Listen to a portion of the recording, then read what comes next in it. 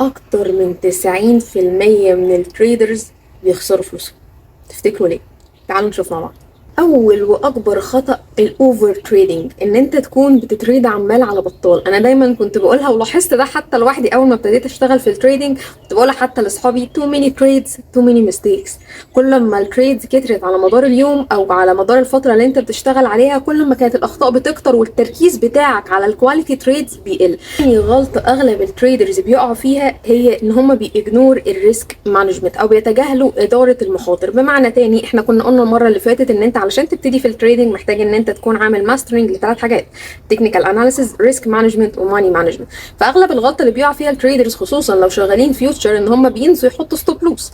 هو ناسي يحط امتى الستوب لوس بتاعه، امتى هيوقف الخسائر بتاعته. ثالث غلطه بيقع فيها اغلب التريدرز هي الليك اوف ريسيرش او قله البحث اللي بيعملوه، وان هم ما بيبقوش شغالين بناء على تكنيكال اناليسيز او ماركت ريسيرش او اناليسيز للماركت نفسه.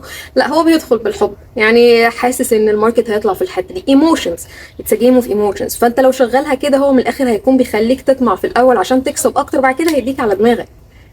رابع غلطة بيقع فيها أغلب التريدرز: chasing losses أو مطاردة الخسائر. أنت النهاردة شغال في صفقة والصفقة مشيت ضدك والماركت مشي ضدك فخسرت، فعايز تكون بتعوض الخسائر دي، فتبتدي الإيموشنز تتحكم فيك، فأنت عايز خلاص تعوض الخسائر دي في أسرع وقت، فما بتبقاش بتتبع الاستراتيجي بتاعتك، لا أنت عايز تعوض الخسائر دي النهاردة ودلوقتي، فبالتالي بتاخد ريسكس أكبر، فبالتالي بتخسر.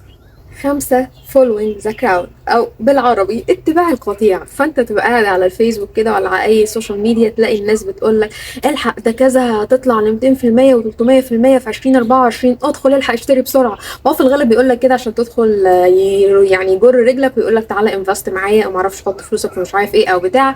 وفي الآخر أنت تدخل وأنت مش فاهم حاجة، فهتعمل حاجة من الاتنين: يا إما هتدخل وهيحصل هوب دروب داون، وده لسه حاصل من كام يوم مع ناس كتير أعرفها، فيحصل دروب داون فانت هتتخض، فبتبقى مش عارف تعمل ايه. فاما هتسحب فلوسك على خساره، يا اما هتسيبها وتقول استنى لحد ما ايه، لحد ما تضرب. انا مش عارفه بصراحه يعني ايه لحد ما تضرب، بس يعني انتوا ادرى. لو كنت جربت التريدنج قبل كده وقعت في غلطه من الخمس غلطات دول، ما تتكسفش وقول لي في الكومنتات. انا رانيا اسماعيل. Thank you for watching.